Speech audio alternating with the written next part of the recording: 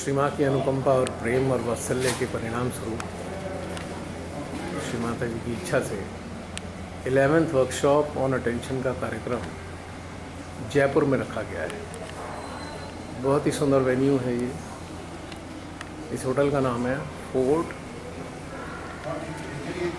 क्या नाम है इसका, पता नहीं किस नाम से था फोर्ट, ये याद आ जाएगा मुझे। अब श्री माता जी की जहाँ इच्छा होती है वो अपना कार्यक्रम रखा लेती है। देश के कोने कोने से लगभग 26 पार्टिसिपेंट्स इसमें शामिल हुए हैं। 28 लोगों ने आना था, लेकिन किन्हीं कारणवश से लास्ट मोमेंट पे 2 लोगों को कैंसिल हो गए। लेकिन जैसी माँ की मर्जी, जिनको श्री माता जी बुलाना चाहती हैं वो हाजिर हैं।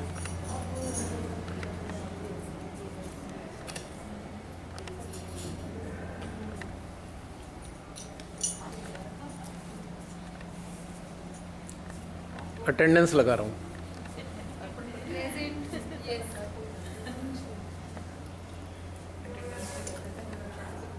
cheerful participants of 11th workshop।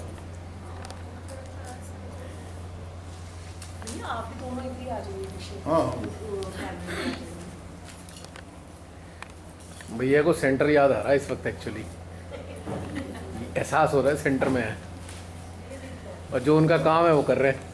नहीं, मैं दूसरे माइक का इंतजार कर रहा हूँ। उसको बोला दूसरा माइक लेके आया। बात वही है, कोरिलेटेड ही है, रेस्पॉन्सिबिलिटी।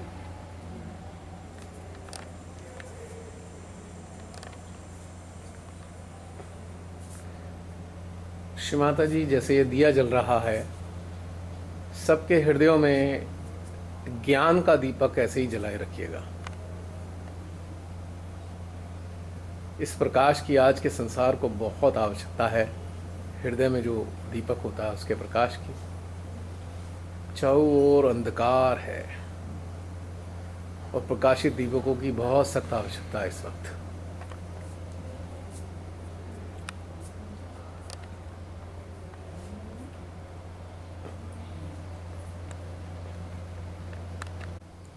सभी को जय श्री माता जी। 11th वर्कशॉप ऑन अटेंशन में आप सभी का स्वागत है। श्री माता जी ने अब की बार आप सबको जयपुर बुलाया है, और जयपुर में भी बिल्कुल जयपुर के हार्ट में, हृदय में, और जिसे कहते हैं गुलाबी सिटी। उम्मीद करता हूँ कि आप सबके हृदय भी कुछ गुलाबी गुलाबी से हो गए होंगे इस शहर में प्रवेश करते करते। गुलाबी इसलिए कि कड़ाके की सर्दी पड़ रही है उत्तर भारत में। जो लोग उत्तर भारत से हैं, यानी कि उत्तर प्रदेश से हैं, तो उनको बहुत सर्दी झेलनी पड़ रही होगी। लेकिन यहाँ आते आते श्री माता जी ने बड़ा गुलाबी गुलाबी सा तापमान कर दिया। जहाँ सर्दी तो नहीं है एटलीस्ट, लेकिन एक प्लेजेंट एटमॉस्फेयर है और प्लेजेंट वेदर है, जिसके कारण बड़ा मज़ा आ रहा है ना। गर्मी तो नहीं लग रही ना।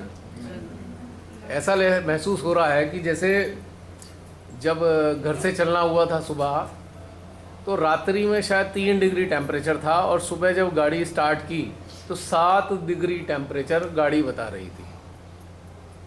काफ़ी देर तक 7-8 चलता रहा, लेकिन जहाँ से राजस्थान की सीमा का प्रारंभ होता है वहाँ से टेम्परेचर बढ़ना शुरू हुआ, और यहाँ तक आते आते आते तो इतना गुलाबी हो गया कि टी शर्ट में आना पड़ा। सारे वूलन्स उतार कर टी शर्ट रखनी पड़ी। अब ये भी एक कहानी है, परमेश्वरी कहाँ रखना चाहती हैं, जहाँ पे संतुलन हो, ना ज़्यादा सर्दी हो ना गर्मी हो, तो उन्होंने व्यवस्था रख दी कि भाई संतुलन रहेगा, वातावरण का संतुलन रहेगा, तापमान का, तो कंफर्टेबली सब लोग आनंद ले पाएंगे, अपनी ही गहनता में आसानी से उतरेंगे। क्योंकि बाहर की चीज़ें अगर बहुत सर्दी हो तो शरीर को बड़ा कष्ट होता रहता है। भले ही हमारी चेतना चित्त जो है हृदय में रहे, लेकिन फिर भी कहीं ना कहीं कष्ट रहता है। कभी ना कभी बार बार सर्दी लगती है या बहुत भयंकर गर्मी हो तो भी बड़ी इरिटेशन होती है। तो इसलिए श्री माता जी ने एक ऐसी व्यवस्था की, जो टाइम शेड्यूल ऐसा किया है कि इस वक्त बड़ा अच्छा आनंददायी वातावरण है। भारी भारी कपड़े पहन के रह रहे थे सब लोग। कहीं कहीं तो 1.5 डिग्री, अभी 2 दिन पहले हमारे क्षेत्र में 1.5 डिग्री टेम्परेचर था रात का, और कहीं कहीं तो 1 है और कहीं कहीं 0 भी है। लेकिन यहाँ पर मॉडरेट टेम्परेचर है, बहुत अच्छा लग रहा है। और इसीलिए उनकी व्यवस्था कही जाती है। हर चीज़ में श्री माता जी की व्यवस्था है, इसमें कोई शक नहीं है कहीं से कहीं तक भी। तो यही कारण है, सारी चीज़ें अच्छी हैं। और इसका श्रेय जाता है प्रत्यक्ष रूप में हमारे अजय भाई को। उन्होंने 6 महीने पहले ही आमंत्रित कर लिया था यहाँ पे। जब जून में हमारा 10th वर्कशॉप हुआ तभी उन्होंने यहाँ का आमंत्रण दे दिया था, और आज वो फ्रूटफुल हुआ। तो सबसे पहले मैं अजय भाई को ही रिक्वेस्ट करूँगा कि वो हम सबका, यानी कि मेरे को छोड़कर सबका स्वागत कर दें। तो आइए प्लीज़।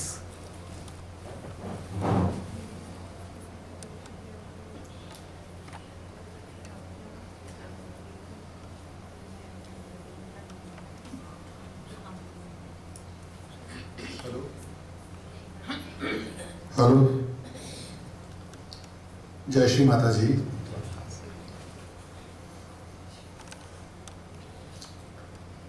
सबसे पहले तो आदिशक्ति श्री माता जी को कोटि कोटि नमन कि उन्होंने इस प्रकार की व्यवस्था करवा दी कि हम सब आज इस वातावरण में बहुत ही कंफर्टेबल हैं। ये श्री माता जी की प्रेरणा थी कि उन्होंने मेरे अंदर एक प्रेरणा जागृत करी कि जयपुर में एक वर्कशॉप होनी चाहिए। मुझे अच्छी तरह याद है, मैं वेलेंटर्स ग्रुप में नवंबर में शामिल हुआ था और मेडिटेटिंग सोल में मार्च के महीने में शामिल हुआ था। और पता नहीं क्यों अप्रैल के महीने में ही मेरे अंदर ये इच्छा हो गई कि जूम सेशन को देख के कि जयपुर में एक वर्कशॉप होनी चाहिए। और कमाल की बात है कि ऋषिकेश में जब मैंने प्रत्यक्ष में इच्छा प्रकट की और वो आज फलीभूत हो रही है पूरे 9 महीने बाद। सहज में हम कहते हैं कि आपका जन्म 2 बार होता है। पहला तो आपका वास्तविक जन्म होता है और दूसरा जन्म होता है जब आपको आत्म साक्षात्कार मिलता है। पर मुझे लगता है कि वास्तव में इन 9 महीनों बाद मेरा वास्तविक तीसरा जन्म हुआ है, जबकि वो आत्म साक्षात्कार फलीभूत हुआ है। ये मैं शुरू से महसूस कर रहा हूँ कि श्री माता जी के साथ जो भी आप शुद्ध इच्छा रखते हैं वो इच्छा जरूर पूरी होती है। ये मैं अभी से नहीं, जब से सहयोग में आया हूँ तब से मैंने इस चीज़ को महसूस किया है कि बस श्री माता जी को कुछ करने की जरूरत नहीं होती। कई बार वो आपकी इच्छा को जान जाती है और देर सवेर वो इच्छा को पूरा कर ही देती है। तो हमें खुद आश्चर्य होता है कि अरे ये इच्छा तो हमने कभी की ही नहीं और ये फलीभूत कैसे हो रही है। पर ये श्री माता जी का ही मतलब कि आशीर्वाद है हम सबके ऊपर कि हमारी सभी शुद्ध इच्छाएं पूरी होती है। तो एक बार फिर मैं आप सबका हार्दिक स्वागत करता हूँ जयपुर नगरी के अंदर। जैसा कि आपने देखा होगा कि श्री माता जी इस जयपुर नगरी में कई बार करीब 10 प्रोग्राम हुए हैं। आदिशक्ति पूजा भी यहाँ हुई है, वर्कशॉप भी हुई है। पर श्री माता जी न सिर्फ आदिशक्ति हैं बल्कि त्रिकालदर्शी भी हैं। उन्हें सब पता है कि किस टाइम क्या क्या होना है। अगर आप वर्कशॉप का आपने वीडियो देखा हो तो आप पाएंगे उस वीडियो के अंदर ऐसे लगता है जैसे कोई वर्कशॉप नहीं हो कि एक मेडिकल कैंप हो। लोग अपनी सिर्फ बीमारियों का ही जिक्र कर रहे हैं और श्री माता जी सब बीमारियां ही ठीक कर रही है। और आज देखिए इस वातावरण में हम कोई बीमारियों का जिक्र नहीं कर रहे, हम सिर्फ आध्यात्मिक उत्थान की बात कर रहे हैं कि हम कैसे परम सेवा कायरता स्थापित कर पाएं। अब सिर्फ एक यही लक्ष्य रह गया है कि समाज तक पहुंचने का, कि जो भी संस्कार हमारे अंदर हैं, जो भी कंडीशनिंग्स हैं, उन सब की समाप्ति हो। और मुझे पूर्ण विश्वास है कि इस वर्कशॉप के द्वारा हम अपनी चेतना में नए आयाम स्थापित कर पाएंगे और अपनी चेतना को और ज़्यादा विकसित कर पाएंगे। एक बार फिर आपका पूर्ण हृदय से हार्दिक धन्यवाद। और कभी कुछ कमी रह गई हो तो कृपया करके बता दीजिएगा ताकि उसको समय रहते पूरा किया जा सके। एक बार फिर आपको कोटि कोटि धन्यवाद। जय श्री माता जी।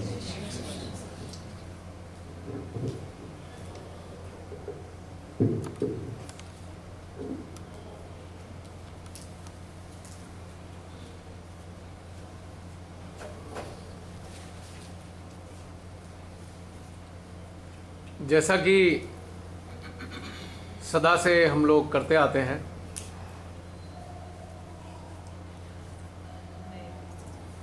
पकड़ लो, कोई भी पकड़ लो इसको।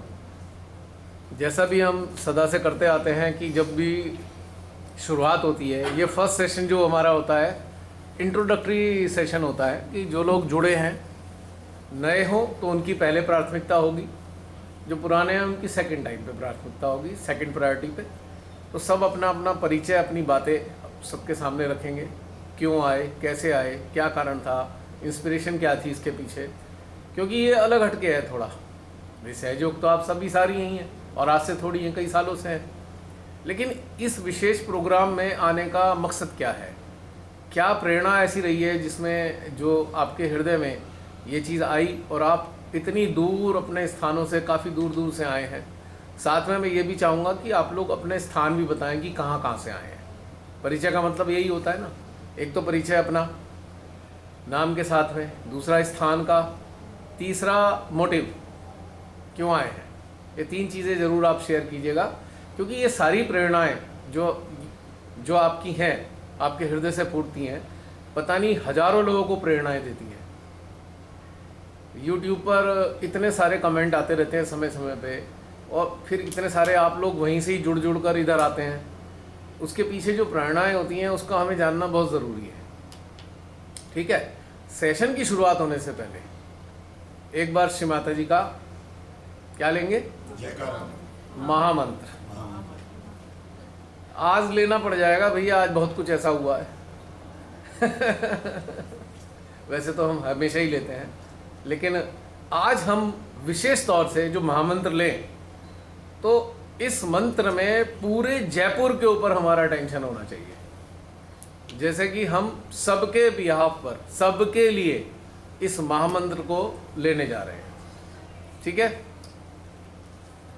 और हृदय में श्री माता जी को स्मरण करके उनको महसूस करते हुए उस मंत्र को लेंगे, और जो जो उस मंत्र के अंदर है उसे पूरा एक एक करके धीरे धीरे फोकस करेंगे। ठीक है, चलिए, किसी को ठीक से आता है बोलना? माइक ले लो भाई, मेरे को तो थोड़ा गड़बड़ होता है ना। अच्छे से बोल पाते हैं ना बहुत से लोग जो पूरे सुर में, मैं तो बेसुरा ही हूँ जो माइक पकड़ के बोलेगा उसको हम सब लीड करेंगे, यानी कि मतलब उसको फॉलो करेंगे हम मंत्र में, कोई उनसे आगे नहीं जाएगा। ठीक है, तभी मजा आएगा। हम सब लोग अजय भाई के पास ही जाने दो भाई हाँ, जो हम सब इनकी वॉइस को फॉलो करेंगे, उसके साथ इसमें मिलाएंगे, इनसे आगे नहीं बढ़ेंगे। ठीक है, कई बार मैंने देखा है जो बोलना शुरू करता है तो उससे आगे कई लोग निकल जाते हैं, वो अपने सुर में चले जाते हैं और कोई बाकी लोग अपने सुर में कर रहे होते हैं। ठीक है, अजय भाई शुरू कीजिए।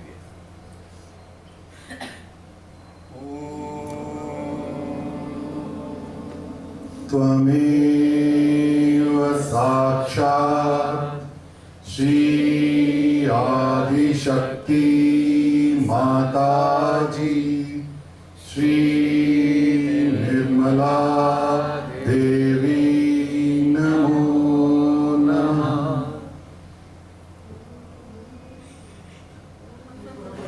क्या हुआ? इतने सालों बाद लॉस्ट हो गए, खो गए माँ के प्रेम में। चलिए बहन, आप शुरू कीजिए।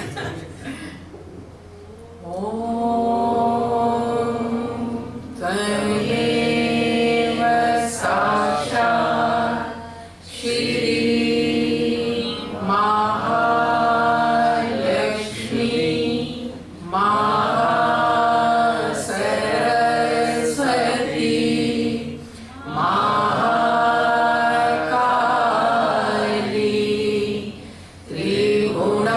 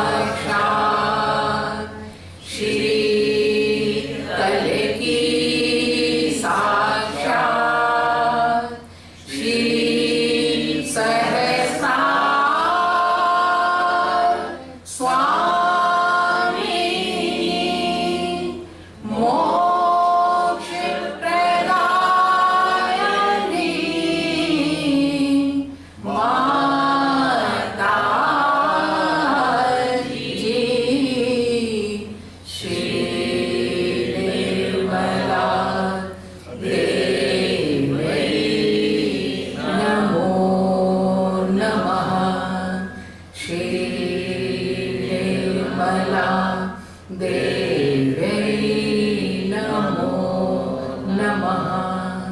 श्री निर्मला देव्यै नमो नमः।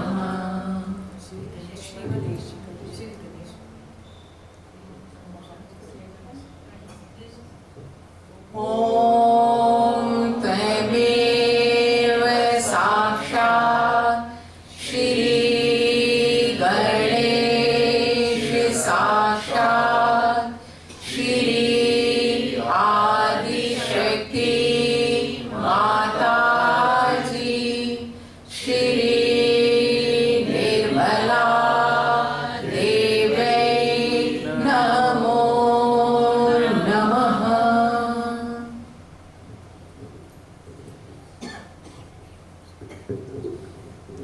हृदय से हम सब लोग प्रार्थना करेंगे श्री माता जी से। श्री माता जी, जिस कार्य के लिए आप धरती पे आई, उस कार्य को पूरा कराने के लिए अपने सभी बच्चों के हृदय में ऐसी ऐसी प्रेरणाएं दीजिए ताकि वो आपके आगमन को, आपके स्वप्न को सार्थक आप ही की प्रेरणा से कर पाएं। 1 मिनट के लिए इसी भाव में हम, इसी प्रार्थना में हम लोग स्थित होंगे। अपने हृदय, अपने सहस्त्रार को एकाकार कर कर, पूरा एक करके,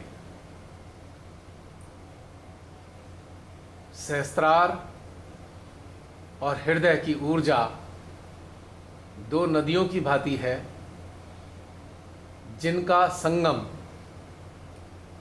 हमारी चेतना में घटित होना चाहिए। चेतना में संगम होना चाहिए इस भाव में।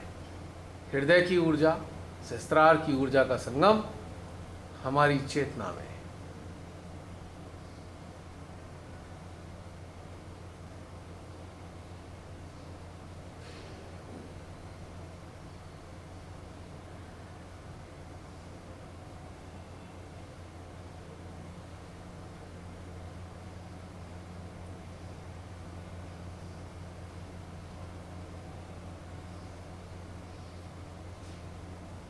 हे श्री माँ, अपने सभी बच्चों को सामर्थ्य प्रदान कीजिए ताकि आज के काल में जो मानवता के विरोध में, प्रकृति के विरोध में, स्वयं परमात्मा के विरोध में अनेकानेक कार्य घटित हो रहे हैं, वो कार्य समाप्त हों। ऐसा दिव्य प्रकाश आपके बच्चों के हृदयों में, आपके बच्चों की चेतना में, आपके बच्चों की दृष्टि में, आपके बच्चों के चित्त में ऐसा प्रकाश बहे जिससे इस धरा पर संपूर्ण मानव जाति जो अच्छे हृदयों की है या जो मार्ग से भटक कर स्वयं को पतन की गर्त में धकेलने जा रहे हैं या धकेल रहे हैं, उनको सद्बुद्धि प्राप्त हो और आपकी ये रचना संरक्षित रह पाए। आपने बड़ी मेहनत से निर्माण किया है, विशेष तौर से वसुंधरा का। इस वसुंधरा पर रहने वाले समस्त प्राणी सुकून, आनंद और प्रेम का अनुभव अपने भीतर में कर पाएं। आज बड़ा विकट काल है, सब कुछ विपरीत घटित हो रहा है जो नहीं होना चाहिए, खास तौर से मानवता के लिए।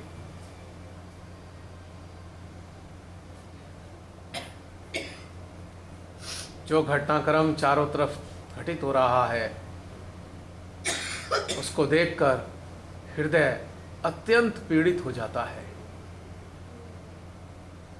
मानवता की चीत्कार हृदय को रोज सुननी पड़ती है।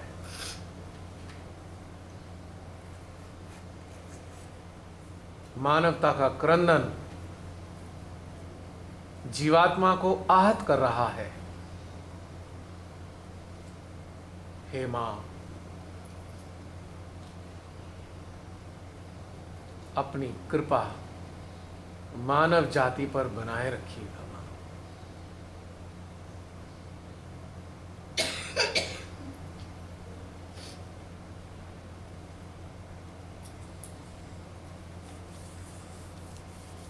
तो चलिए शुरुआत करते हैं इंट्रोडक्शन सेशन की। प्रारंभ करते हैं दाहिने साइड से, पिंगला नाड़ी से शुरू कर देते हैं। जो पिंगला नाड़ी पर स्थित लोग हैं वहां से शुरुआत कर देते हैं। माइक किधर है? हाँ बहन।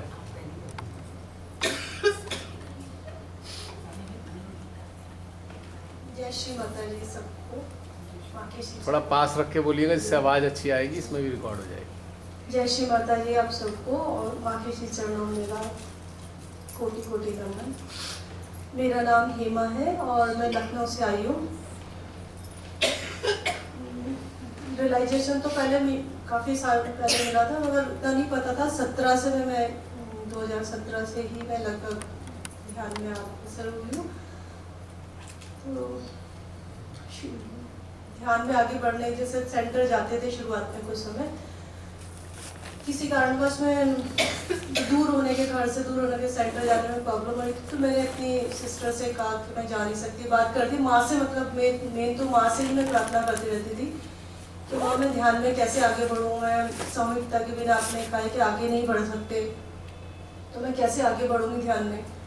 तो ये फिर मैं अपनी सिस्टर से जब मैंने बात की तो उन्होंने मुझे मंजू मालवीय जी से जोड़ा। उनसे मैं जुड़ी, उनके साथ फिर वो ध्यान करने लगे हम लोग ग्रुप में, और वहाँ से ही मैं ध्यान में थोड़ी थोड़ी आगे बढ़ी। और वहाँ पे मुझे महसूस हुआ कि हृदय के अंदर जो मुझे रियलाइजेशन के समय अनुभूति हुई थी, वो मैंने उस समय हृदय के अंदर अनुभूति फील की थी मंजू मालवीय जी के साथ बात करके। हृदय मेरा ठंडा हो गया था।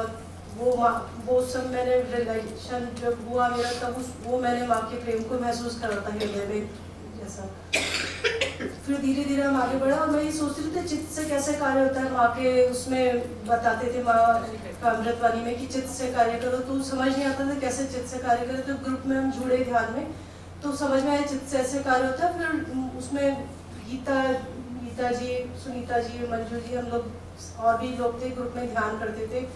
तो अटेंशन वर्क वहाँ से मैंने सीखा उन ग्रुप में ध्यान करके।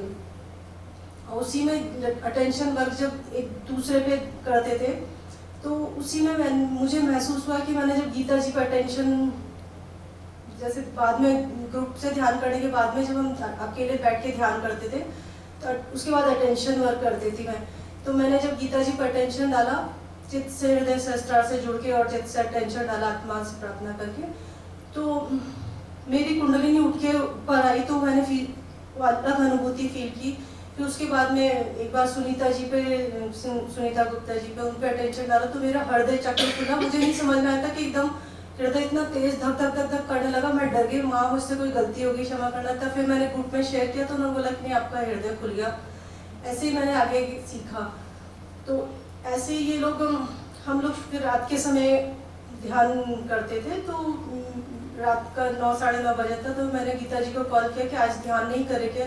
गीता जी ने बोला कि हम लोग कहीं और ध्यान कर रहे हैं भैया, कहीं किसी ग्रुप में जुड़ के। आप ऐसे करिए कि आप अपने ना माँ से प्रार्थना करिए कि माँ मुझे ना जहाँ पे गीता जी, सुनीता जी, मंजू जी लोग जहाँ पे ध्यान कर रहे हैं जुड़ के उस सामूहिकता में, आप उससे मुझे जोड़ दीजिए। सेम वो उन्होंने जैसे प्रार्थना करी, मैंने सिर्फ वो प्रार्थना को दोहरा के आँख बंद करके बैठ गई और मैंने फील किया कि मेरी कुंडली उठ के पूरा सहस्त्रार से ऊपर उठ के परम से जुड़ गई। वो पूरा एक क्षण के अंदर ये हुआ। वो बहुत ही खूबसूरत था, बहुत ही सुंदर अनुभूति थी कि हमें मतलब सिर्फ बोलने पे मैं जुड़ गई और इतनी सुंदर अनुभूति कभी पहले वो नहीं महसूस हुआ था। बहुत सुंदर था और कुछ समय तक मैं उस स्थिति में रही। दूसरे दिन फिर मैंने उन लोग से शेयर किया ये बात, तो लोगों को बहुत अच्छा लगा कि बहुत सुंदर हुआ। ऐसे करते करते हम लोग ध्यान से जुड़े। फिर बाद में मैंने भैया का मंजू मालवीय जी ने शेयर किया था इसका, तो हम उससे देखने लगे, ध्यान करने लगे, बहुत अच्छा लगने लगा। ग्रुप का नाम बता दीजिए। हाँ। मेरा कोई ग्रुप नहीं है, आप लोगों का ग्रुप है। ग्रुप का एक नाम है, वो नाम जोड़ दीजिए। वो ग्रुप आप लोगों का है, मेरा ग्रुप नहीं है। Evils hunters. मैंने जो जूम सेशन के मेडिटेटिंग सोल वाले, पहले तो मैं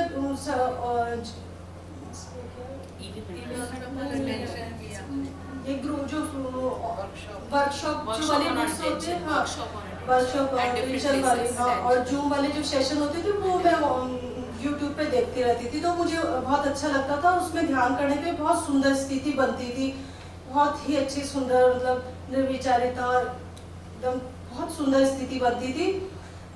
धीरे धीरे फिर मैं उसकी ध्यान करने लगी ऐसे। फिर एक बार ऐसे ही और वर्कशॉप वाले मैंने ग्रुप वो अटेंशन वाले जो वर्कशॉप में देखने लगी और उसमें बहुत अच्छी स्थिति बनने लगी, ध्यान में आगे बढ़ने लगे, बहुत सारी चीज़ें फील होने लगी ध्यान के द्वारा। सब उससे पहले भी चक्रों को महसूस किया था, मगर बाद में बहुत स्थिति अच्छे होने लगी, धीरे धीरे ध्यान में बढ़ने लगे। मेरी वर्कशॉप पूरी हो गई, जब भैया से बात की थी तो वर्कशॉप मेरा 10 पूरा ये हो गया था, पूरा 10 वर्कशॉप मैंने पूरा तक देख लिया था। फिर जब मैंने भैया से बात करी कि भैया मुझे जुड़ना है इससे, तो भैया ने बोला कि ठीक है शाम को बात करेंगे। फिर मैसेज डाला मुझे, तो उस दिन मैं सुबह मेरा वर्कशॉप पूरा कंप्लीट हुआ था देख के, और ध्यान भी मैं करती थी। और वर्कशॉप में जो उसमें अटेंशन जो उस पर ध्यान कराते थे, तो वो सब चीज़ों को मैंने बहुत ही सुंदर तरीके से बहुत अच्छे से अपने अंदर फील किया। बहुत सुंदर कनेक्शन बनता था परम से, बहुत सुंदर स्थिति होती थी। तब शाम को जब भैया से बात करना था, उस समय मेरी स्थिति इतनी सुंदर थी कि मैं किचन में वर्क कर रही थी और मेरे पूरे बैकबोन पे जैसे फील हो रहा था मेरे शावर चल रहा है पूरा। इतना सुंदर चैतन्य मैंने मतलब बैकबोन पे अपने उस पर फील किया था कि शावर जैसा चल रहा है, चैतन्य फील हो रहा था, बहुत ही सुंदर। फिर भैया से जब बात हुई शाम को, तो जब बात करी, उस समय मेरी स्थिति इतनी अच्छी थी कि मेरे सहस्त्र में इतनी ज़्यादा एनर्जी थी, हृदय में बहुत ज़्यादा एनर्जी चैतन्य महसूस हो रहा था बात करते करते। तो मेरा हृदय ऐसे फील होता है जैसे इलेक्ट्रिसिटी बोर्ड होता है, मूवी में दिखाते हैं, वो उसमें जैसे करंट दौड़ता है, वैसे मेरे हृदय के अंदर करंट वो चैतन्य दौड़ रहा था। सहस्त्र पे इतना एनर्जी थी, और उसी समय मुझे अपना लेफ्ट आगे चक्र पे पेन फील हो रहा था। मुझे सर लगा था मेरे लेफ्ट आगे चक्र क्लियर हो रहा है। मैं सहस्त्र हृदय की एनर्जी दे रही थी, इतना सुंदर एनर्जी थी। फिर उसके बाद मैं सामूहिकता से जुड़ी और धीरे धीरे आगे बढ़ी, और अपने मेरा चेतना का विकास हो, मैं ध्यान में बहुत अच्छे से आगे बढ़ पाऊँ। हर जिस तरह माने का है कि निर्लिप्त अवस्था प्राप्त हो मुझे, इसलिए मैं ध्यान में जुड़ी कि मैं संसार में रहते हुए अपने कार्यों को करते हुए जो सांसारिक कार्य और इस संसार से निर्लिप्त हूँ, और चेतना मेरी माँ से जुड़े, और मैं माँ का जो माँ ने माध्यम बना के कार्य कराना चाहते हैं वो करूँ। और ये इस जूम सेशन से मतलब जो माँ के जो मेडिटेटिव सोल सेशन से, इनसे सबसे जुड़ के मैं और अपना अटेंशन वर्क को बहुत अच्छे से करना सीखा, और इससे कार्य भी बहुत बाकी करवाते रहते हैं। बहुत सुंदर, बहुत बढ़िया, Thank बहुत you, सुंदर, माँ। बहुत सुंदर। और मैं माँ को हमेशा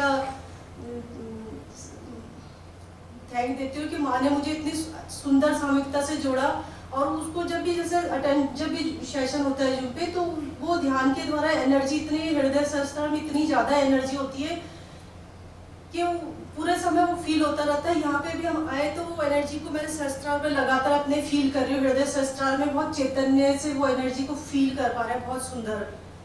तो वहाँ को अनंत कोटि आभार मेरा वहाँ सदा ऐसे सामूहिकता से जोड़ के अपना कार्य कराते रहे और चेतना का निरंतर विकास करते रहे। एक बात बताइएगा कि जब आपने ग्रुप जुड़ा, जब आप मेडिटेटिंग सोल में जुड़ के जूम सेशन से ऐड हुई, जी जूम सेशंस में ऐड हो गई आप, जी एक तो ये था कि आप पहले यूट्यूब पे देख रहे थे, जी हाँ यूट्यूब के साथ मेडिटेट कर रहे थे आप सामूहिकता से। जी जी। जब आप डायरेक्ट उसमें जुड़े तब आपको कैसा महसूस हुआ, दोनों में क्या अंतर लगा?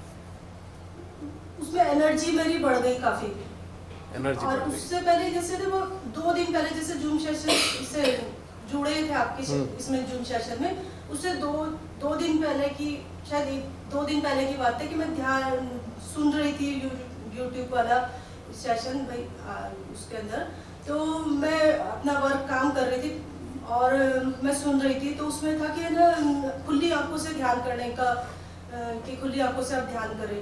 तो उससे पहले मैं खुली आंखों से ध्यान करती तो मुझे नहीं समझ आता था, क्योंकि मुझे वो फील नहीं हो पाता था, बंद आंखों से मुझे बहुत अच्छे से ध्यान होता था।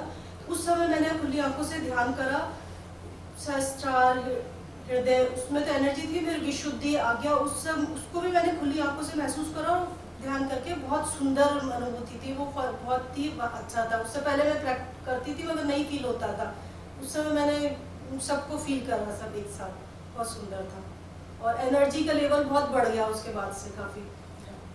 ऐसा क्यों लगता है आपको कि बढ़ा वो, मतलब उसके पीछे आपको कारण क्या लगता है?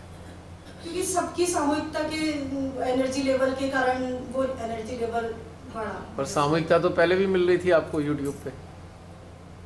वो साथ में कनेक्ट, वो यूट्यूब पे देखने से देखते थे, मगर जब ग्रुप में साथ में जुड़े तो वो एक साथ, मतलब एक समय में एक साथ जुड़ने पे वो चीज फील हुआ। एक ट्विस्ट है यहाँ पर।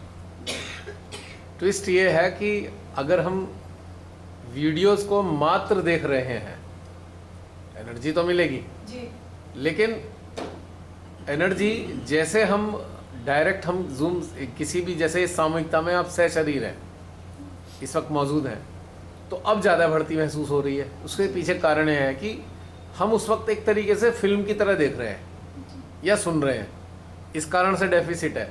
लेकिन जो लोग उस कलेक्टिव से, जो यूट्यूब पे कलेक्टिव है, उसके साथ जुड़ जाते हैं, तो ये कभी नहीं मिसिंग फैक्टर होता कि आप प्रेजेंट नहीं हो, आपको लगेगा आप उसी का एक हिस्सा हो, लगता है ना? नहीं भैया, उसके बाद से जब आप क्या सुने थे कि आप महसूस करो कि आप सामूहिकता से जुड़े, तो फिर हम वो जो उस पे यूट्यूब वाला देखते हैं तो वही फील करते हैं और एनर्जी के लेवल तब भी बढ़ गया। मैंने इसीलिए कहा एक ट्विस्ट है। सहस्त्रार से उस एनर्जी को फील करते रहते हैं, बस वो सुनते हैं तो वो फील करते रहते हैं उस एनर्जी को लगातार, तो उसके हिसाब से अपना काम करते हैं। जूम पर जो है वो यहीं पे भी है, सेम है, लेकिन चूंकि हमारा माइंड ये एक्नॉलेज कर रहा है, माइंड कि भाई अब हम यहाँ हैं, तो माइंड की एक्नॉलेजमेंट के कारण हमारी सारी की सारी एक एक्नॉलेजमेंट हमारे सिस्टम में आ जाती है कि हम पूरी सामूहिकता के साथ हैं। लेकिन जब हम यूट्यूब पे देखते हैं तो कहीं ना कहीं हम देखते हैं, कहीं न कहीं एक वीडियो, एक फिल्म की तरह हम देख रहे होते हैं कई बार। हालांकि अगर हम उसे अपना हिस्सा मान लें कि हम भी उसका हिस्सा हैं और इस भाव में देखेंगे, तो आपको ये बिल्कुल डिफरेंस कभी भी नहीं लगने का। क्योंकि सामूहिकता 2 साल पहले की हो, सामूहिकता आज की हो, एक ही बात है, बस इतना अंतर हो सकता है, एक जो लेवल ऑफ कलेक्टिव है उसका अंतर होगा। आज से 2 साल पहले जो कलेक्टिव का लेवल है, आज कलेक्टिव का लेवल अंतर है, यानी कि उन्नत है आज की तारीख में। ये डिफरेंस आप महसूस कर सकते हैं। और आपने डिफरेंस क्यों महसूस किया, मैं ही बता रहा हूँ। क्योंकि जो आपने लगातार उस पर आप उसके साथ यूट्यूब पे एक सामूहिकता के साथ जुड़े, वो जो एनर्जी आपने फील की, वो एनर्जी उस काल की सामूहिकता की लेवल थी। और उसके कई महीने बाद जब आपने डायरेक्ट जुड़े जूम पे, तो अपग्रेडेड वर्जन आपको मिला है सामूहिकता का। तो इसलिए आपको ज़्यादा महसूस हुआ। दोनों ही चीज़ें बताई हैं मैंने साथ में। अपग्रेडेड वर्जन है ना भाई, वो 2010 वाला जून का था, मान लो लास्ट वर्कशॉप जून में हुआ, तो 6 महीने पहले जो आप लोगों की अवेयरनेस थी कलेक्टिव की, या जूम पर जो कलेक्टिव की अवेयरनेस है, वो बढ़कर 6-7 महीने 8 महीने में अंतर आ गया ना इस चीज़ का। तो अवेयरनेस का लेवल ग्रेजुअली राइज कर रहा है आप सबकी, तो उसके कारण ऊर्जा आपको बढ़ती हुई महसूस होगी। यही रीज़न है ना ये बात। तो दोनों ही कारण बताएं, अगर हम उसे केवल एक फिल्म की तरह देखेंगे तो आपको एनर्जी डेफिसिट मिलेगी, कम लगेगी। उसके साथ जब एकाकार हो जाएंगे तो आपको एनर्जी मिलेगी। लेकिन जो वेरिएशन आ रहा है एनर्जी लेवल पे, वो केवल टाइम के कारण है कि सामूहिकता का जो चेतना का स्तर है 7-8 महीने में और ज़्यादा उन्नत हो गया। जब उन्नत होगा, चेतना का स्तर अगर उन्नत होगा, तो जो लेफ्ट आज्ञा की जो ब्लॉकेज है, इंटरफ्रेशन है, जो भी उसमें इंटरप्ट करता है लेफ्ट आज्ञा आपको पुरानी संस्कार या मेमोरी के आधार पे, वो अब ना के बराबर करता है। पहले ज़्यादा करता था तो एनर्जी डेफिसिट होती थी। आज्ञा की ऑब्स्टेकल ज़्यादा है तो एनर्जी लेवल डिप करेगा। अगर आज्ञा बीच में से हटा हुआ है तो एनर्जी लेवल बढ़ा हुआ होगा। ये इसका मेन रीज़न है। आप लोग भी इस चीज़ को महसूस कर सकते हैं। तो बहन, समझ में आ गया डिफरेंस? जैसे हमारा स्थिति, जैसे अपनी जो ऐसी स्थिति अच्छी होती है तो हमारा ध्यान के अंदर भी बहुत अच्छा स्तर, ऊपर स्थिति बहुत सुंदर हो जाती है, बहुत ऊपर मतलब गहराई फील होती है। और जब हमारा खुद का अपना थोड़ा सा भी डामाडोल होता है ना, तो फिर हम वो ध्यान की स्थिति को उतनी अच्छे से फील नहीं कर पाते। क्योंकि मैंने ध्यान में से हम लोग जुड़ते हैं, सुनीता जी और गीता जी, मंजू जी लोग के साथ ग्रुप में जुड़ते हैं, ध्यान होता है, तो मैंने बहुत सुंदर सुंदर स्थिति महसूस करी उस ध्यान में। बहुत ही सुंदर, मतलब मेरे इतना कि मैं सोचती थी ओम की ध्वनि कैसे सुनाई देती। तो मैं शुरुआत तो मैं सोचती थी कैसे ध्यान होगा, कैसे फील होगा। फिर छोड़ दिया कि जैसे होगा ठीक है। जब चैतन्य शुरू में आते ही नहीं थे तो छोड़ दिया, तो फिर अपना वो फील होने लगा। फिर ये कि ध्यान की ऐसी कब स्थिति आएगी कि ओम की ध्वनि सुनाई दे। तो फिर ऐसे ही सेशन हुआ ध्यान का, उसमें ओम का हुआ। तो फिर मैंने ऊपर की स्थिति तक पहुंचे तो मैं प्रार्थना करी, माँ ये ओम की ध्वनि सुनाई, यदि आपकी कृपा हो तो ये ध्वनि मुझे भी सुनाई दे।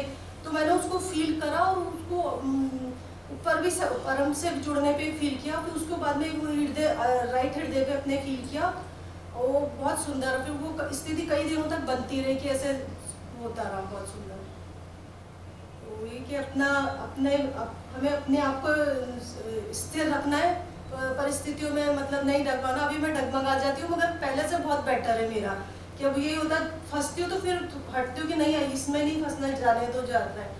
तो वो धीरे धीरे मेरा ठीक हो रहा है अभी पहले से। हाँ, वेरी गुड। तो मतलब आपने क्लियर बताया कि ये ऑब्स्टेकल कहाँ से आते हैं? वो संसार में फंस जाते हैं भैया, तो इसलिए कुछ ना कुछ उसमें फंसे रहते हैं। तो वो जब निकल छोड़ते कि अब नहीं उसमें रुकना, निकल जाए, जो होना होगा होएगा, तो फिर। अच्छा, को बताइए कि संसार में ऑब्स्टेकल है तो संसार छोड़ के काम चल जाएगा? नहीं, छोड़ने से भी मैं फंसना नहीं है उसके अंदर चीजों में। मतलब संसार तो है भाई, हमारा शरीर संसार में है, इस शरीर से जुड़े नाते रिश्ते भी हैं। तो हम उनको छोड़ें या हम अपनी पकड़ छोड़ें, दोनों में अंतर है ना। क्योंकि ऑब्स्टेकल कब है? जब हमने उन्हें पकड़ रखा है। संसार तो तब भी आनंद देगा और आज भी आनंद दे रहा है, क्योंकि जो है वो आनंद के लिए है, वो कोई समस्या के लिए नहीं है संसार।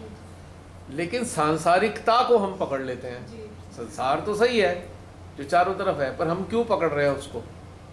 वहाँ से समस्या आती है। तो पकड़ना नहीं है, उसका आनंद लेना है। छोड़ दो उसको, कोई चीज़ मत पकड़ो संसार की, आपको आनंद रहेगा इस चीज़ का। क्योंकि आनंद कहीं जाता नहीं है, आनंद हमारे ही साथ जुड़ा है, हमेशा था, हमेशा है, हमेशा रहेगा। अब जैसे राम जी पहले से ही थे, कहीं से आ नहीं रहे हैं, राम जी पहले से ही हैं। तो ऐसे ही आनंद भी सदा से है, पर चूंकि हम आनंद को स्पर्श नहीं कर पाते तो हमको लगता है कि आनंद नहीं आ रहा। ऐसी राम जी को कोई, जिन्होंने आज तक राम जी को महसूस नहीं किया, उनको ही लग रहा है राम जी आ रहे हैं। जिन्होंने महसूस कर रखा है उन्हें तो लग रहा है कहाँ से आ रहे हैं भाई, पहले से ही है, सनातन है वो कहाँ से आएंगे और कहाँ जाएंगे कोई मतलब ही नहीं है। नहीं चलिए बहन, और बताइए। बस भैया बहुत अच्छा लग रहा है सबके साथ, सबसे मिलके बहुत। अच्छा क्यों लग रहा है? अब ये भी बता दो, आप ही लगे हाथ जो चैतन्य अंदर से बताइए जो आपको फील हो रहा है। कि पहले जैसे ध्यान की जो सामूहिकता से मिलके तो स्थिति में हृदय और सहस्त्रार मेरा चैतन्य हो रहा है। और ये कि माँ के बच्चों से जुड़ के चैतन्य मतलब ध्यान की स्थिति में और ग्रो करेंगे। नहीं, माँ के बच्चे तो आपको बाहर से पता लग रहे हैं, जी। लेकिन आनंद क्यों आ रहा है? सवाल तो ये है, माँ के बच्चे तो पहले भी थे आपके चारों तरफ, सहज में तो आप पहले से ही हैं, तो आखिर अंतर क्या आ गया इस चीज़ का? भाई सहज में जब भी आए तब से ही माँ के बच्चे आपके चारों तरफ हैं। हम सब एक ही उसमें एक ही माँ के दिव्य मार्ग पे जो चल रहे हैं, उसके साथ में जो माँ ने जो मार्ग दिखाया उसके उसी में हम एक साथ चल रहे हैं। वैसे ही सब एक जैसे हैं कि उसी दिव्य मार्ग पे चल रहे हैं। तो वो चीज़, इसका मतलब पहले जो मिले वो इस मार्ग पे नहीं चल रहे थे नहीं माँ के? वो उनमें जो क्या था, हाँ कर्मकांड वाला, तो वो वाला नहीं था। यहाँ कर्मकांड वाला ये सब चीजें नहीं है। और तो आपको ये मजा आया कि इसमें हाँ, कर्मकांड का झंझट नहीं है। हाँ, ओके, वो जी, वही। तो कर्मकांड अच्छे क्यों नहीं लगे? बड़े लोगों को तो इतना मजा आता है, वो तो सोचते हैं सुबह शाम तक वही करें। नहीं भैया, हमको कारण क्या है उसके पीछे? मूल कारण क्या है कि कर्मकांड मजा क्यों नहीं आता? क्योंकि भैया मैं जैसे बचपन में हम छोटे थे तो ध्यान के इनके बारे में पढ़ते थे, जैसे न्यूज़पेपर में आता है ध्यान की स्थिति, तो वो मुझे लगता है ध्यान करना चाहिए। तो ध्यान के लिए इन सब चीज़ों की जरूरत नहीं है। तो वो परमात्मा से जुड़ने वाला वो चीज़ था ना, वो मेरे अंदर था कि ध्यान कैसे करें। बचपन में से था ध्यान कैसे करें, बैठते थे ध्यान करते थे, तो ये होता था कैसे ध्यान करें ध्यान की, तो वो बन नहीं पाती। फिर उसके बाद में भी बड़े होने पर भी पूजा करते थे, ध्यान में बैठते थे, मगर ध्यान की स्थिति बनती थी। फिर वो जब ग्रुप से जुड़े और फिर वो जैसे मंजू बालवे जैसे से जुड़े और सबकी समझता जुड़ के ध्यान के अंदर बढ़ने लगे, कि सिर्फ हृदय सहस्त्रार से जुड़ के जब ध्यान करने लगे, वो स्थिति बनने लगी, तब समझ में आया कि ये ध्यान है। और ये परमात्मा जो चैतन्य जो महसूस होता है, वो माँ की उपस्थिति का अनुभूति होती लगातार होती रहती है। हमारी बहन ने सबको YouTube पे देखने वालों को भी एक संदेश दिया कि भाई इन सब की जरूरत ध्यान के लिए नहीं है, यानी कि ध्यान में आगे बढ़ने के लिए कर्मकांड की नीड नहीं है। ये संदेशा उन्होंने दिया है, क्योंकि अपने अनुभव के आधार पे। क्योंकि जैसे लेफ्ट राइट वगैरह सेंटर पे जाते थे, मैं बहुत कम गई हूँ, बहुत कम, क्योंकि और वो लेफ्ट राइट वगैरह होता तो मुझे लगता था इसकी क्या जरूरत है, ध्यान तो सिर्फ एक स्थिति है, उसके अंदर लेके के लिए क्यों जरूरत है। वो ठीक है, माँ ने जो भी कराया, मगर मुझे नहीं समझ में आता था वो चीज़ें, तो इसलिए मैं, और फिर कर्मकांड वाला भी मेरे को नहीं समझ में आता था कुछ। तो मुझे लगता है ध्यान के अंदर एक मतलब जो बचपन से था कि ध्यान की स्थिति ऐसा वो होता है, वो खोजती है, वो माँ ने मुझे दे दिया। मुझे धीरे धीरे मिला, मैं इस सामूहिकता से लेट बढ़ी, मगर वो जो उन लोग की सामूहिकता से मैं जुड़ के जो मेरे अंदर जो भी कुछ निकला, और इससे जुड़ने में मुझे थोड़ा टाइम लगा, क्योंकि मैं 20 में आप लोगों से जुड़ गई थी उन लोग से, और यहाँ पे जुड़ने में मुझे इतना टाइम लगे, तो मेरे अंदर जो क्लियरेंस हुई होगी इतने समय में, वो चीज़ भी था। बिल्कुल बिल्कुल सही है। ठीक, अब कोई दूसरा सेकंड नंबर जो नए हैं, आज पहली बार आए हैं, फर्स्ट टाइमर। जय श्री माता जी, पूरी सामूहिकता को श्री माँ के चरणों में कोटि-कोटि। मैं बड़ौदा गुजरात से आई हूँ भैया। बड़ौदा गुजरात से? अरे बाप रे, बड़ी दूर से आई हैं। जब मैं आ रहा था तो उसका डिस्टेंस दिख रहा था, वहाँ से जब चले तो लगा 675 किलोमीटर बड़ौदा वो पड़ता हुआ आ रहा था। 700 जी। हाँ लगभग। वैसे हाँ। आप लोगों से तो 4 साल से जुड़ी हुई हूँ, तो हाँ वो तो है जी। That's okay. पर माँ ने पहली बार मतलब इस बार मुझे मौका दिया, यहाँ बुलाया। इच्छा तो हमेशा रहती थी भैया, पिछली बार भी जब वर्कशॉप हुए तब भी होता था, पर तब अंदर से मैंने माँ को 3-4 बार मतलब अंदर से प्रश्न किया, माँ मैं जाऊँ, तो नहीं आ रहा था। और इस बार जब से डिक्लाइन हुआ जयपुर, तो मैंने पूछा तो बोले हाँ इस बार तो जाना ही है। और सारी सिचुएशन ऐसी एक के बाद एक बनती है, सब हो गया, मेरे लिए पॉसिबल हो गया। आपके घर के लोगों ने नहीं रोका? बहुत सारे लोगों को तो घर के लोग रोकते हैं, सब ऐसा शिकायत करते हैं।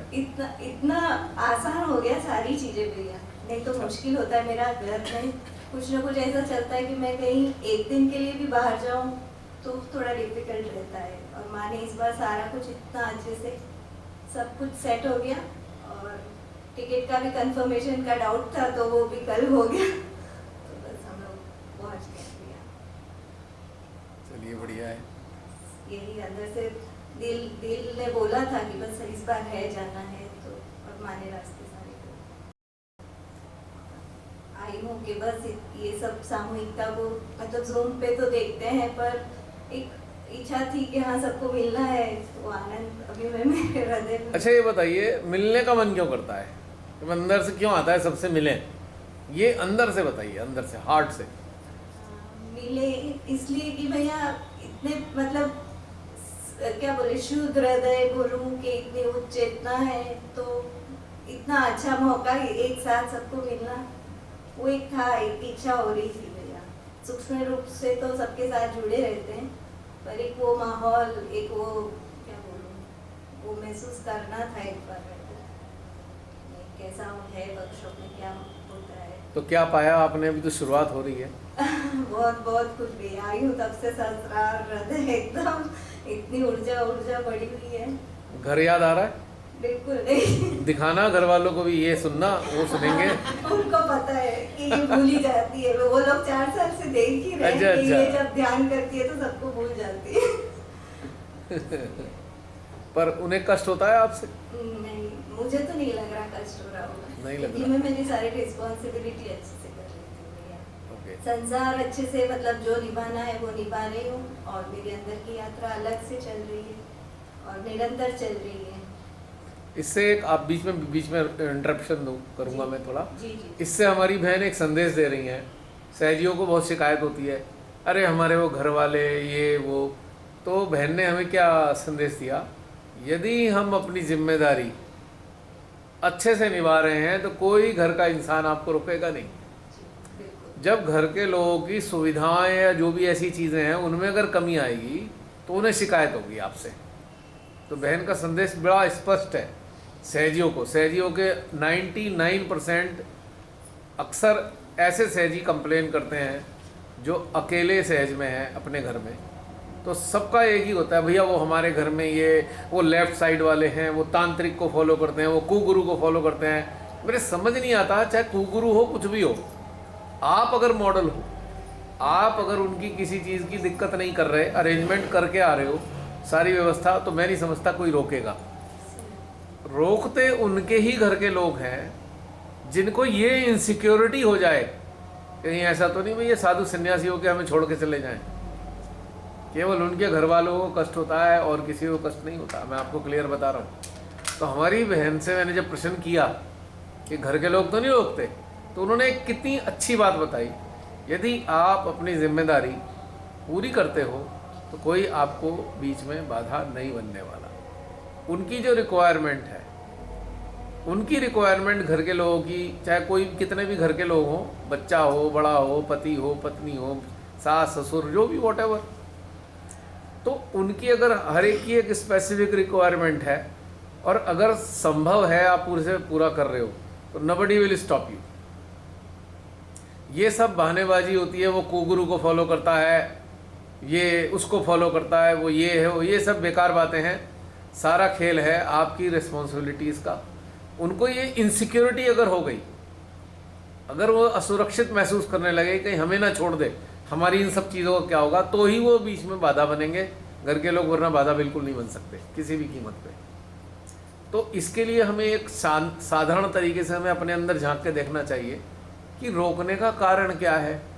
अपनी तरफ अगर आप झांक के देखेंगे तो आपको कारण मिल जाएगा, आप उसे पूरा कर देंगे तो कोई नहीं रोकेगा। I don't think so. और अगर श्री माता जी की निगाह में, ये भी मैं साथ में बोलने जा रहा हूँ, अगर श्री माता जी की निगाह में ये आ गया कि आपकी आध्यात्मिक ग्रोथ के लिए घर के लोग बाधक हैं, आई एम सॉरी टू से, श्री माता जी उन्हें हटा देंगी आपके जीवन से, अगर उनकी निगाह में। लेकिन अगर ये रेजिस्टेंस आपकी, उनकी रेजिस्टेंस आपके लिए इसलिए है कि आप अपनी रिस्पॉन्सिबिलिटीज़ को पूरा नहीं कर रहे, चाहे वो मेल हो या फीमेल हो। मेल होने के नाते भी घर के प्रति एक रिस्पॉन्सिबिलिटी होती है, फीमेल होने के नाते भी होती है। अगर आप उसे पूरा कर रहे हैं तो कोई नहीं रोकेगा, क्योंकि असुरक्षा उन्हीं चीज़ों को लेकर आ रही है। हमारा क्या होगा? अब उनकी एक जायज़ भी है बात, क्योंकि परमात्मा ने एक परिवार नाम की चीज़ दी आपको। उस परिवार के प्रति, चाहे वो स्त्री हो, पुरुष हो, छोटा हो, बड़ा हो, सबकी एक रिस्पॉन्सिबिलिटी है परिवार के प्रति और एक रिक्वायरमेंट है।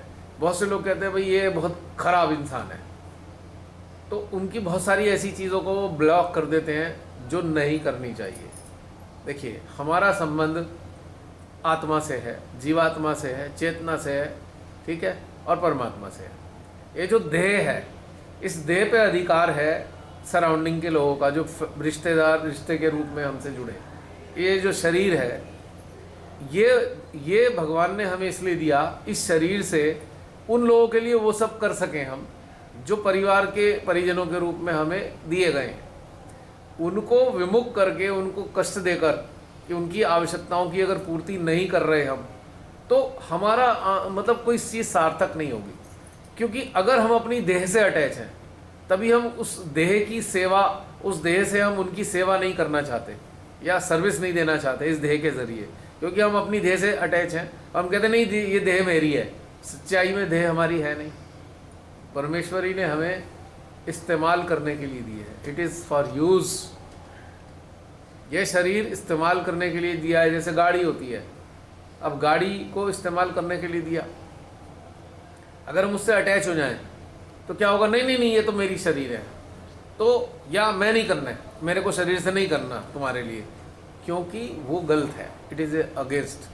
हाँ, कोई ऐसी चीज़ है जो बिल्कुल ही मानवता के विपरीत है, तो इट्स ओके, फिर आप रजिस्ट कर सकते हैं कि वे शरीर मानवता के खिलाफ, प्रकृति के खिलाफ, परमात्मा के खिलाफ कार्यों में मदद नहीं देगा आपकी। 3 चीज़ों के लिए मैं मदद नहीं करने वाला ये शरीर आपका, मैं नहीं, ये शरीर। मैं इस शरीर में रहता हूँ, पर ये शरीर के प्रति मेरी एक जिम्मेदारी है कि इस शरीर का उपयोग 3 चीज़ों के विपरीत ना हो, मानवता के विपरीत ना हो, प्रकृति के विपरीत ना हो, परमात्मा के विपरीत ना हो। ये हमें एश्योर करना होगा। फिर आप मना कर सकते हैं, नहीं हम नहीं उसमें साथ देंगे। अदरवाइज छोटी मोटी चीज़ों में ठीक है, कोई आपको बुलाना चाहता है, भाई आओ 4 घंटे बैठो, फंक्शन है तो बैठ जाओ, क्या हो गया, चेतना तो माँ से जुड़ी है, शरीर को वहाँ बैठा दो, क्या फ़र्क पड़ रहा है। और मैं तो ये कहूँगा, एक और बहुत बढ़िया चीज़ बताऊँगा, आपको समस्या ही ख़त्म हो जाएगी। बहुत से हमारे सहजी कहते हैं ये नॉन सहजी, ये वो सहजी, ये वो सहजी। अरे भाई, सबके अंदर है क्या, आपकी चेतना उस पर क्यों नहीं जा रही? जो सबके अंदर बैठा है प्रपोर्शनेट फॉर्म में, उस पर चेतना क्यों नहीं है? उसको क्यों नहीं देख रहे हो? अगर आप सारे प्रकार के लोग, मैंने कहा ना 3 प्रकार के कार्य करने वाले लोगों से दूर हो जाओ, संबंध ही खत्म कर लो। मैं खुद कहता हूँ, जो मानवता के विरोध कार्य करते हो, प्रकृति के विरोध में करते हो, परमात्मा के विरोध, उनसे आप अपने संबंध हमेशा के लिए तोड़ लें। उन्हें निभाने की जरूरत नहीं है। अगर उन्हें निभाओगे तो आप श्री माता की नज़रों में अपराधी बन जाओगे, भगवान की नज़रों में आप अपराधी हो, कृष्ण जी की नज़र में अपराधी हो, विष्णु जी की नज़र में अपराधी हो, राम जी के नज़र में अपराधी हो। राम जी की, ध्यान से सुनना, राम जी की नज़र में वो सारे अपराधी हैं जो मानवता के विरोध में करते हैं, प्रकृति के विरोध में करते हैं, परमात्मा के विरोध में करते हैं। मानवता के विरोध में तो आप सबको पता है, अत्याचार करना, ये करना, वो करना। प्रकृति के विरोध में भी पता है आपको, लालच के लिए जंगल बेच दो, अपने मित्र को जंगल दे दो, अपने मित्र को सारा खनिज संपदा दे दो, ये प्रकृति के विरोध में हो गया, ताकि वो प्रॉफिट कमाने के लिए पूरी खनिज को, संपदा को नष्ट कर दे, जंगल काट दे, तो ये प्रकृति के विरोध में हो गया। तीसरी चीज प्रकृति के विरोध में क्या है, जो जो जीव हैं, जिस प्रकार के जो जीव हैं, उनको तकलीफ देना, उनके विरोध में जाना, ये भी प्रकृति के विरोध में है। परमात्मा के विरोध में भी आ गया कि जो इंसान को आप दबाव डालो, आपने मनुष्य को मजबूर कर रहे हो, नहीं तू इसको फॉलो कर मेरे कहने से, तो आप परमात्मा के विरोध में चले गए। अपना शासन करना मनुष्य की चेतना पे, और हमेशा षड्यंत्र रचना की मनुष्य की चेतना पे कैसे शासन करूं, वो परमात्मा के खिलाफ है। ऐसे लोगों का अगर आप 3 तरीके के लोगों का आप सहयोग करोगे, तो आप सारे देवताओं के विरोध में कार्य कर रहे हो। और राम जी फिर तीर तरकश लेके आपके सामने खड़े होंगे, और हनुमान जी भी गदा लेके खड़े हैं कि अब ले आ जा जरा पास में। अब वो तो उड़ के भी चले जाते हैं भाई, उनका कोई टेंशन, उन्हें कोई टेंशन नहीं है, पास में ही बुलाएं, वो वहाँ जाके मार देंगे गदा। तो वो खिलाफत में हैं। अब राम जी की बातें आज की तारीख में सारे में हो रही हैं, राम जी पूरा देश जो है राममय हो गया। मुझे तो नज़र नहीं आ रहा राममय होगा। क्यों? अरे भैया, झंडे बैनर लगाने से राममय नहीं होता। राम को जो अच्छा लगता था, राम जो करते थे, राम जो प्रेरणा देते थे, उसका पालन करने से राममय हो सकता है देश। अब मुझे नज़र नहीं आता कि भाई राममय कैसे हो गया। अभी मैं YouTube पे वीडियो देख रहा था, तो आते जाते लोगों को डंडे मार मार के कुछ लोग कह रहे हैं बोल जय श्री राम, बोल जय श्री राम। मैं कहा भाई ये राममय हुआ है क्या? राम के सहयोग में हुआ है ये सारा कार्य?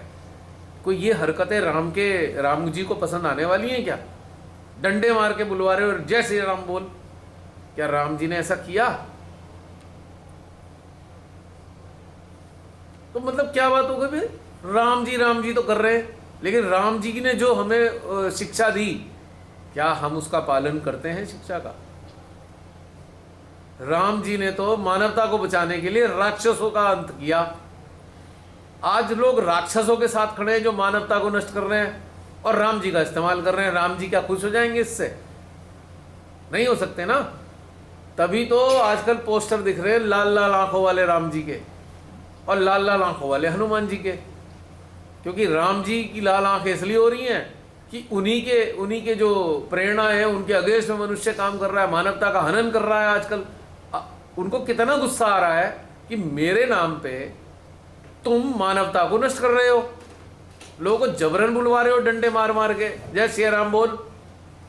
तो क्या वो खुशी खुशी वाली आंखें दिखाएंगे? और हनुमान जी तो फिर सोच लो, वो तो रुद्र अवतार है, पहले सबसे बड़े रुद्र हैं वो तो हनुमान जी। उनकी भी लाल आंखें हो गई, क्योंकि जो राम जी की खिलाफत करेगा, हनुमान जी तो उसे बिल्कुल छोड़ने वाले हैं नहीं। तो ये एक चीज समझ होनी चाहिए। तो घर के लोगों की बात हो रही थी।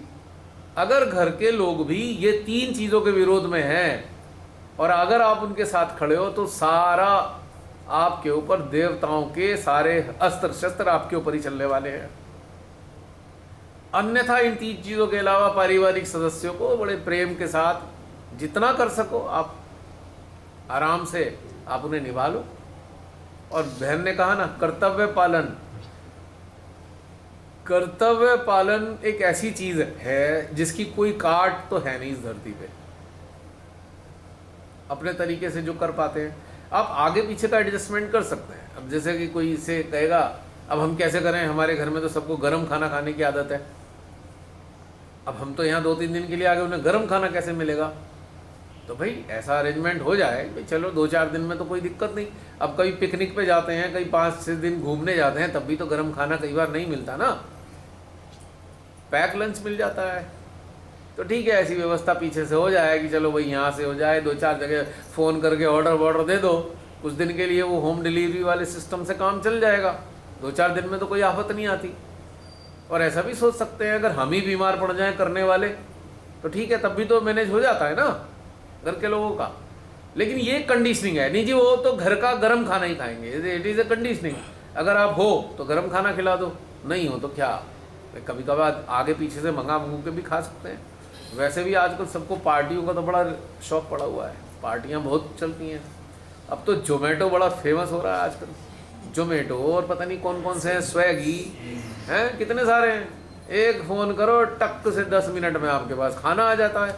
तो घर वालों को भी समझना चाहिए कि भाई ठीक है, ये जो मेरी पत्नी है या मेरा पति है, सारी चीज़ों का ध्यान रख रहा है, थोड़ा सा इसे भी स्पेस दे दो भाई 2-4 दिन के लिए, उसकी अपनी आत्मा के उत्थान के लिए। उसमें इनसिक्योरिटी वाली बात कहाँ से आ गई? ये किसने कह दिया? कौन से शास्त्रों में लिखा है जब कि भैया पति हो या पत्नी हो कि बिल्कुल उसको पट्टा डाल के रखो, पत्नी को या पति को? किसने, कौन से शास्त्रों में लिखा है? और फिर मुझे फेरे याद दिलाने पड़ेंगे, फेरों के मंत्र और वो जो प्रतिज्ञाएं पंडित जी कराते हैं, याद है? जो पति या पत्नी शासन चलाते हैं अपने स्पाउस पे, तो उनको अपने शादी के समय के फेरे के जो मंत्र के साथ में जो प्रतिज्ञाएं कराते हैं अग्नि के फेरे लेते हुए, वो जरा स्मरण कर लें कि प्रतिज्ञाओं में क्या क्या बोला गया, प्रतिज्ञाओं में क्या क्या कहा गया। आपसे कहा ऐसा करेंगे, हम ऐसा करेंगे। कुछ पत्नी बोलती है, कुछ पति बोलता है। याद है किसी को? तो याद कर लें। अगर वो आपको फेरे के समय की चीज़ें याद आ गई, मैं नहीं समझता आप अपनी पत्नी या पति को कब्जे में रखने की कोशिश करेंगे, क्योंकि उसमें साफ साफ आपको बताया गया था, आपसे बुलवाया गया था कि मैं अपनी पत्नी का अपमान सबके सामने नहीं करूँगा। का पत्नी को पूरा अधिकार दूंगा, जो भी कमाई लाऊंगा उसको बताऊंगा, उसके सामने रखूंगा कि भाई तुम घर चलाओ, ये मेरी कमाई है। याद दिला रहा हूँ मैं धीरे धीरे फेरे, सबको पास में ले जा रहा हूँ। पत्नी की फेवर में है सारे फेरे, पत्नी के फेवर में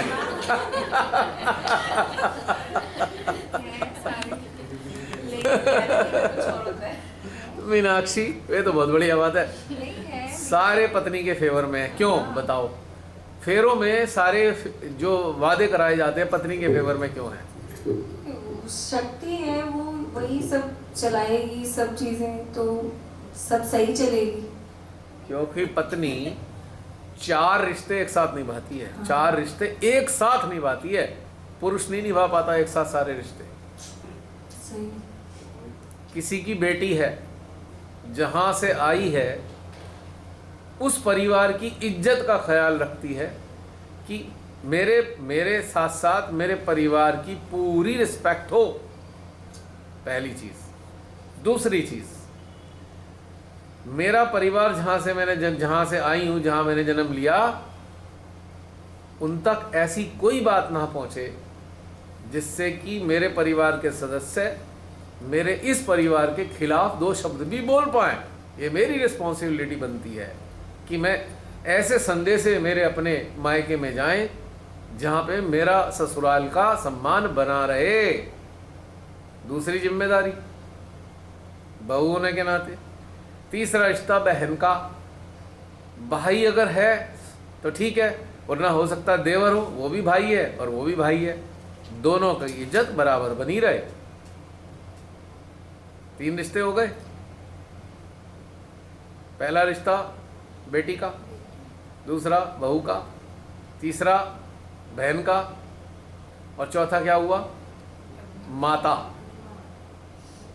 माता अगर संता पहले पत्नी कि मेरा जो अर्धांग है, अर्धांग पति नहीं अर्धांग है, उसकी जो रिक्वायरमेंट है उसमें मैं पूरा सहयोग करूं। 50% पार्टनर मैं उसकी हर चीज़ में हूं। और फिर 5वां नंबर आ जाता है मातृत्व का, माता बनकर। तो 4 रिश्ते तो शुरुआत के इम्पोर्टेंट हो गए। 5वें का घटनाक्रम बाद में बनता है, जब वो माता बनती है। और इन 5 में एक चीज़ कॉमन है, 5 रिश्तों में एक चीज़ कॉमन है कि सब में मित्रता बरकरार होनी चाहिए। 6ठा रिश्ता मित्र का है कि ये 5 के साथ मेरी जो डीलिंग हो मित्रवत हो, ताकि सब लोग, सारे रिश्ते मेरे सामने अपनी सारी बातें शेयर कर सकें हृदय के साथ में। उनको ये ना लगे कि भाई मैंने इसे बता दिया, कल को मेरे सर पर या पट्टा ये डाल डूल के ना बैठ जाए। यानी कि सारी ऐसी चीज़ें उनके साथ मित्रत्व। तो 5 प्रकार के रिश्ते एक स्त्री को निभाने होते हैं, और इसमें अगर बराबर है तो फिर कोई समस्या ही नहीं। इसीलिए तो हमने कहा ना कि मंत्रों का सारा जो वादे कराए जाते हैं, प्रतिज्ञाएं कराई जाती है फेरे पे, सारा स्त्री के पक्ष में जा रहा है। क्योंकि वो इतना सारा जो पक्ष में जा रहा है, वो उनको ये 5 जिम्मेदारी निभाने के लिए दिया जा रहा है। उसको ये वेटेज, प्रेफरेंस, स्त्री का प्रेफरेंस है ही। इसलिए 5 रिश्ते अगर जिसने अच्छे निभा दिए, उसके घर में हमेशा सुख शांति चैन नजर आएगा। और जब यहाँ डेफिशिएंसी होती है तो बहुत सारी चीज़ें इम्बैलेंस हो जाती हैं। इसीलिए स्त्री का महत्व है, क्योंकि शक्ति है। अब कह तो देते हैं शक्ति है, पर शक्ति वाला काम नहीं कर रही अगर स्त्री, तो फिर तो इम्बैलेंस आएगा ही आएगा। और कुछ विशेष परिस्थितियों में फिर घटनाक्रम है। अब घटनाक्रम क्या है? पिछले जीवनों के शत्रु पति या पत्नी के रूप में भी आते हैं बदले लेने के लिए वो एक अलग घटनाक्रम है, क्योंकि ये एक ऐसा रिश्ता है भैया, इसमें बड़े आसानी से बदला लिया जा सकता है, कोई भी लेना चाहे। नहीं, नियरेस्ट है, तो इसलिए बहुत सीवियर इम्पैक्ट आता है। नियरेस्ट का इम्पैक्ट भी बहुत सीवियर होता है। तो इसलिए बहुत से पिछले जीवन के शत्रु बहुत आपसे जो बदला लेना चाहते हैं और आप उसकी मतलब उसको कभी मौका नहीं मिला, उन्होंने कहा ठीक है इस जन्म में देख ले, मैं आ गया।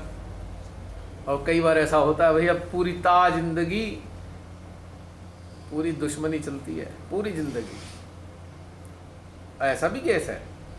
उसमें आपको ये जो 3 चीज़ें मैंने बताई हैं, अगर कोई शत्रु बन के भी इस जन्म में आ गया है स्पाउस के फॉर्म में, तो 3 चीज़ों को ध्यान में रखना चाहिए। स्पाउस इन 3 चीज़ों